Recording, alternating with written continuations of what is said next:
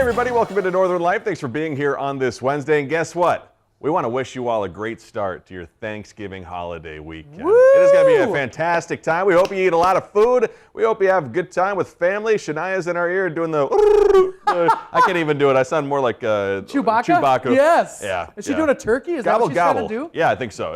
It was very good. It was comparable to Briggs's dolphin sound. She was really good with that dolphin. Or the crow that she's done before. My gosh. She's like a special person when it comes to animals. That's absolutely amazing. I wish we could say that Briggs was here and we could pan over to the couch over here. I know. No special guest today, unfortunately, but you get us. You got me, you got Ryan. And I got to say, yesterday was a great day. In case you weren't able to join us, yes, our wonderful co-host Briggs Savage was here in studio visiting the station as she remains on maternity leave. She was here with her mother and little Wells there. And Hunter here got to meet Wells for the very first time. What'd you think? What a sweet baby. Now, Wells was asleep the majority of the time, but anytime Wells would move, any kind of stretch, any kind of yawn, it was just the cutest thing on the planet. What a well-behaved little boy, and very excited to see him grow and get bigger. I mean, it's just, life is cool. Life is pretty darn cool. Life is super cool, but here's the thing about new babies. Like for people you know in a long time, this happened with my sister. Yeah. I got to meet my niece for the very first time, and it's so strange when you've known someone for a long period of time, and then all of a sudden they have a kid, and you go, oh, that's right, that's yours now. You know, it's really odd. Like my friends Mike and Becca, they just had a kid back on Friday. Little Roman is his name, and so it's like, oh yeah, Mike, you're a father now. It's an odd thing. I bet it's even weirder having a sibling that just did that, because you've known her since she was what? I don't know, 5 or 6 years old when you were born. So it's like, whoa, now you've got a kid. You're all grown up. You're paying taxes. That's yours. Yeah, that's your human being. You're responsible for that human right The same with Briggs, because we've known Briggs for so long that it's like, oh, Briggs is a mother now. That's so weird. I don't think it's fully registered in our heads yet even. Yeah. It's kind of weird. It's pretty awesome. It's pretty darn cool. Hey, Hunter, we had a viewer who had a photo saying it was great to meet you. Amy messaged us on Facebook saying, fun meeting Hunter at the parade here with a wonderful group of folks, it looks like. Oh my gosh, yes, a lot of kids. That was a huge group of kids, and they were all super nice and getting that photo with me. And I got a lot of photos on that day, meeting a lot of nice folks over in the parade. And again, it's like the Minnesota get-together, but in the northern portion of our region. It was just a blast. So thank you all for kind of hanging out in the cold and saying hi to me. That was a blast. There were a couple people as I was walking with the team. They're like, "Where's Hunter?" I'm like, "He's a couple blocks that way." Yeah, you got to keep walking that way. He's down at Fitkers. You see all the lights? That's kind of the area that we're all staged at. But that's where he was at. Oh my gosh, it was a good time. But we're gonna have a good time today as well because it's Wednesday. It's the last day before some of us are off here. And here's what's coming up later on today's show. We'll get you all set for Thanksgiving. And while we all love the show Family Feud, we learn the best way to keep the peace during your Turkey Day feast with your relatives. Got to do that here with all the relatives coming together. Good things to know. And later we're going to be introducing you to an amazing group in Minnesota, a bunch of volunteers bringing holiday cheer to seniors around the state. A lot of good things there. And let's start first with an important reminder for tomorrow. If you are hoping to join us tomorrow for Thanksgiving, you still can. How about that? However, we're not going to be on at 12:30 on NBC. Instead, you're going to have to find our show at 6:30 on CBS here on Northern News Now. We'll be bringing you a few of our Thanksgiving-themed stories from recent memory, including last year we're making that perfect turkey with Chief Meteorologist Adam Lorch, and the story about us judging apple pies out in Bayfield, Wisconsin. I think often about that turkey that we made, and we got to split it with the newsroom, and my gosh, that was amazing. Adam's going to have to make that for the newsroom every single year because that was so good. It was quite remarkable. But hey, how about this? We have a Thanksgiving request from our viewer, Ellen. She messaged us on Facebook needing some information from the McCullough family. She said, "Hi, Hunter, we're going to need your mom's magical green bean casserole recipe, please." It is so amazing. And I don't even know if she does anything like super special with it. There's nothing like extremely unique about it. I think a lot of it is it's my mom's recipe. Yeah. And it's been a staple since I was probably 4 or 5 years old. Well, if she's willing to give it, maybe you should post it on your Facebook so that way people know at home how to make it. I've got good connections with my mom, so I can reach out to her and see if we can get that recipe for you. That'd be really cool. I'm trying to make a TikTok famous mac and cheese this year, which uses 3 pounds of cheese, by the way. Oh my gosh. So maybe follow me on Facebook to see how that turns out. That's a lot of cheese. It's a lot of cheese. Hopefully it doesn't burn. Is it like is it like a certain restaurant's recipe, or is it? It's a very famous TikTok chef. Oh. Yeah. Her name is Teeny. She makes a very good mac and cheese. Wow, that sounds fantastic. Should be good. Be sure to go hit that like and follow button on our Facebook page. And when I was there the other day, I saw this hilarious Lunchable idea from a meat shop out in Wisconsin. Definitely for those going out in the woods looking for deer. I laughed because it said Hunter's Lunchable. I thought of you, Hunter. Way out in Eden, Wisconsin, it is available for a limited time. Comes with a ribeye, potato, and a bush light in there. Honestly, that sums up about what I eat every single day. It might be your Lunchable. Honestly, I've seen those before, and it's really funny. A lot of times it's the 16-ounce bush light or whatever, and that's absolutely genius. An adult Lunchable. We need more of those. Yeah, that's a good-looking ribeye, too. Yes. I'd buy that 20 times over. Here's something we're actually discussing in the Creative Service office this week. Hunter, do you know the difference between roasting something and baking something? I think roasting has something to do with like only on one angle of the baking, you know? No, that doesn't make any sense.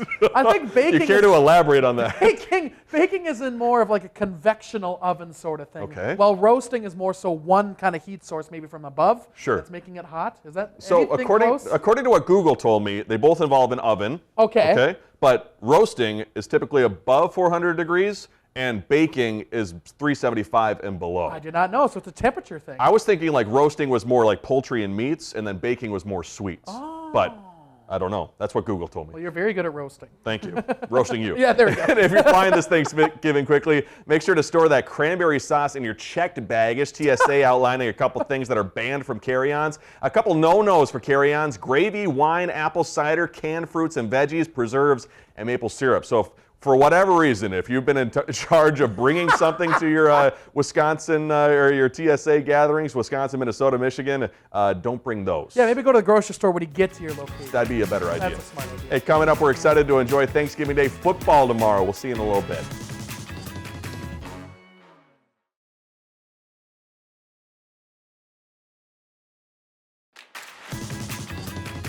Welcome back, folks. Passion and a purpose. That's what brings a group of volunteer dancers together every holiday season, all to spread joy. Marielle Mose introduces us to the Sleigh Bell Dancers, boosting spirits to those who need it most.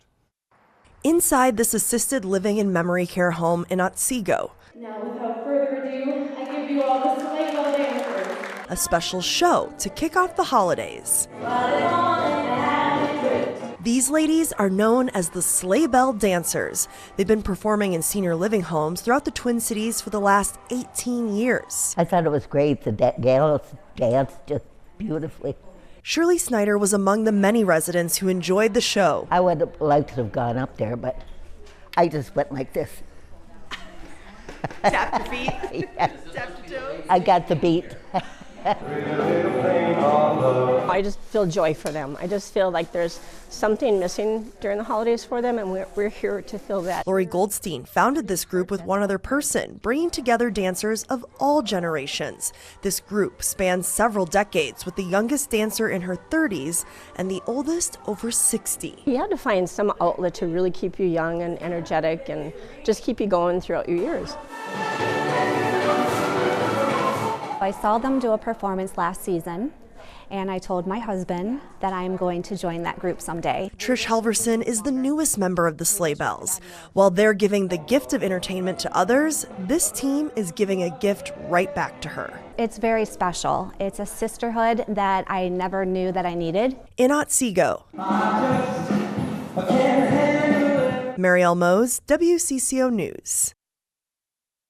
That's good stuff. Very we love cool. that. Cool to see all sorts of age groups coming together to Yeah. support one another. Very cool. Shout out to our seniors out there, too. Thanks Yep. for watching us here. And we're all looking forward to the Macy's Thanksgiving Day Parade tomorrow. It's always awesome to see those floats. But if you're like our director, Shania, tomorrow is a big day for the dog fans at home. I don't know why I said tomorrow like that. I just had to remember what day it was. Brittany Urton provides a preview of the National Dog Show airing tomorrow on Thanksgiving Day, right after the parade on NBC.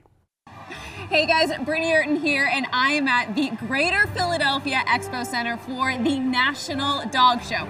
Say hello to Simon, he's from Argentina. Now this year, the National Dog Show sees an incredibly exciting lineup of nearly 2,000 dogs. Now that includes 3 of the top 10 dogs in the country, including the #1 dog, this giant schnauzer named Monty. The newest AKC breed is also making its National Dog Show debut, so a big hello and welcome to the Lancashire Heeler. 205 breeds and varieties are entered, and competitors hail from all around the world.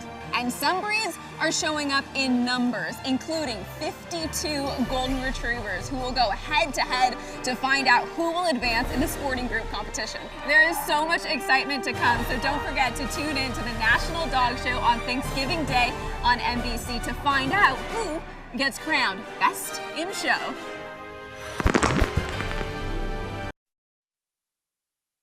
That dog looked like it wanted to be put down. I mean, like, put on the ground. Whoa, whoa, whoa! That dog wanted to be placed back on the ground, back on Earth. That's what I meant to say. He wants to live on this earth for many years. But That's what you call it, an unfortunate series of words. Yeah, but it looks like a fun time. The golden retrievers always look cute. And the healers, Yes. shout out Bluey. You know, if you watch Bluey at home. You're right. Yeah, the that's Bluey. a different kind of healer, but yeah. That's the show that's made for dogs, right? You can Made for watch dogs, it, made for dogs can watch kids, it. Yeah. made for my dad who loves watching Bluey. He does? Yeah, Oh my gosh, because because I bet Bridget loves yeah, watching it. yeah, Okay, that yeah. makes sense. But Interesting. Bluey's great. Very cool. Shout out to all the dogs out there. Shout out to of course. dogs. We love you. Yes. Keep on living out there. You'll live as long as you possibly can. yes. For football fans out there, Green Bay is hosting the Dolphins at home tomorrow night here in NBC. If Briggs is here, I'd make her do a dolphin noise. Should be a great night, of course, watching football right after your big meals. If you're a Vikings fan, you're going to have to wait until Sunday to watch Minnesota back at home hosting the Arizona Cardinals. Hopefully, a couple wins, easy wins, hopefully, out of both the Packers and the Vikings. And if you're a Bears fan, I am sorry. Wow. Having to go for the blocked field goal at the Packers game next week, you're like, oh, you recover the onside kick, make the field goal, go to overtime, and you lose again to the Vikings. They can't even, it's insane. I don't even, There's no words for it. There's no words to describe it. Hey, a couple quick things football related before we head to break. I've never seen this before in action. In Green Bay, Lambeau's turf has a heating system to keep it from freezing hard as a rock when the winter weather sets in. Thanks to this video, get an amazing view of it here in Green Bay. Up until 1997, electric coils were buried in the turf that were used to generate the heat, and now it is a system of boilers, pumps, tubes, and a water mixture that keep that tundra ice-free. So what the heck is that we're looking at? Is that like the stripped away field? I think it's glowing from the heating system. Whoa! That would be my assumption. That is so cool. I did not know. I guess you don't think about that kind of stuff. It's outdoors. It's going to freeze. It makes sense. Oh my gosh, And that was really cool. Finally, I missed this video when it was taken during the Colts-Vikings game a couple weeks ago, but before that Sunday Night Football matchup, a young boy wearing a Justin Jefferson jersey was holding up a sign that read, "Will trade my sister to meet Justin Jefferson." So the poor girl doesn't exactly look like she knows what's going on. Well, is she a good receiver? I mean, that would be my first question. Does she wear number 18 and help the Vikings on the field? I think that's all that really matters. Well, hey, coming up, if you need a finish to a few products before having family over, today's Doesn't Work product may be for you.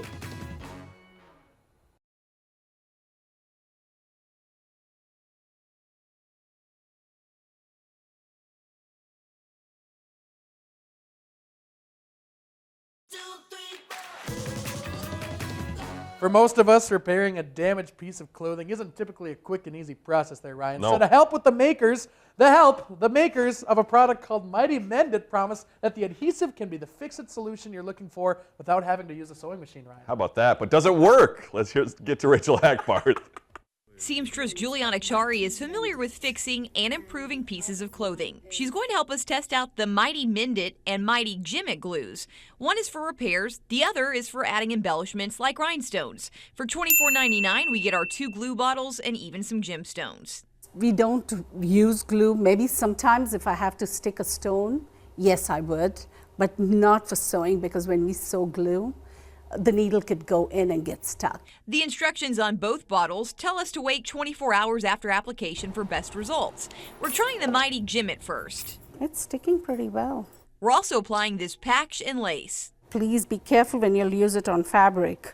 Our cotton shirt is looking bejeweled so far, but how does this glue work on different materials? Just use a little bit and run it down. As for the Mighty Mend It, this glue is for repairs, promising to fix things like furniture, even working well with wood. This glue was a white glue and this is clear. Everything is sticking so far, but the true test is 24 hours later. This is what we find for our Mighty Gym It test. The patch is peeling, but the stones and lace are staying put. Little craft stuff, but doing it commercially, like we tried to glue this rank onto a piece of t-shirt, it just comes out and it leaves a lot of residue. While the repair we made to the leather using the Mighty Mend It is holding up well. So the Mighty Glue, I think, is better than the Gem It, because that glued on pretty well. Juliana thinks the Mighty Mend It works well and the Mighty Gem It works for smaller projects. It works for crafty stuff, but it doesn't work for anything commercial. For Does It Work? I'm Rachel Hackbarth. Well, it's good to know. Yeah, good times. Good mend it. Thumbs up. If you want your Thanksgiving festivities to work out tomorrow, what happens when your family stirs the pot at the dinner table instead of the one on the stove? Whoa. How about that? Ivan Rodriguez has some tips and tricks to keep the troubles away on Turkey Day. Every 4 years, Thanksgiving dinner is often served with the hot side of post-election emotions. And the mere mention of politics or social issues may be enough to turn a family feast into a family feud. We oftentimes talk about there being a price of admission to having conversations. And one of the prices of admission is that you recognize that some self-regulation might be a part of that. Etiquette expert Daniel Post-Senning of the Emily Post Institute advises building connections over shared experiences, from things like the weather and traffic to something that's happening around you. But if you do choose to wade into controversy, it's important to test the water first. Get your etiquette antenna out. You might be very comfortable talking about politics, but there's no guarantee that that's the way other people are feeling or approaching those same topics. It's also best to be cognizant of how those around you are feeling, according to psychologist Lynn Bufka.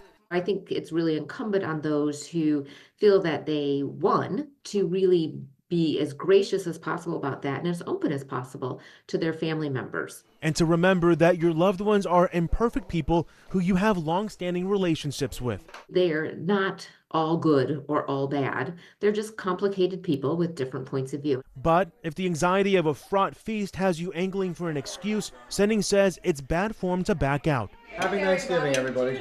I'm Ivan Rodriguez reporting. We're all imperfect people. Amen. When in doubt, stick to the traffic and weather. I like We're that. going to talk about our shows for the rest of the week when we come back after the break.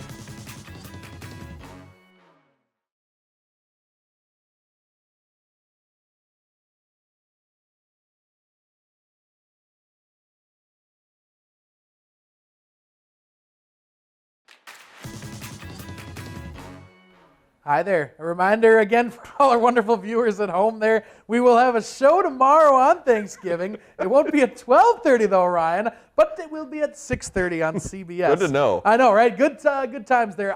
Later that night on YouTube also you can find it, and we'll be back on Friday for our usual broadcast, of course, so we'll see you then as well. We probably should get out while the getting's good here on the show, Yeah, I Ryan. think our show went downhill ever since I actually made that talk about the dog. But before we go today, you've heard of oh yeah or oh heck no, but how about nay or yay? Are we putting horses down now, Ryan? Well, down in Florida, horses from the Tampa Police Department's Mountain Unit. The gist is that these horses tried out Thanksgiving plates. It was kind of funny, I thought, because we did the oh yeah or oh heck no, but they're doing yay or nay. So I'm sweating. the horses were on the earth. Nobody was lifting them up like Hunter was insinuating. No. But thanks again for spending your week here with us. Yeah. We wish you all safe travels. Thank you for your support. If you got the TV on at 6:30 at CBS tomorrow, we'd love to have you. And guess what? We'll see you on Black Friday, too. And then we'll catch you on Monday, which is Cyber Monday. Yes! So wish you a lovely Thanksgiving with your friends and family. We love you. We'll see you tomorrow. Have a great rest of your Wednesday. Find some time to throw a line or just head outside to unwind. That's the life in the great North Woods. Hike or bike, whatever you like. Get out in the day, enjoy the night. Yeah, we got the life in the great North Woods. Yeah, we got the life in the great North Woods. Yeah, this is Northern Life.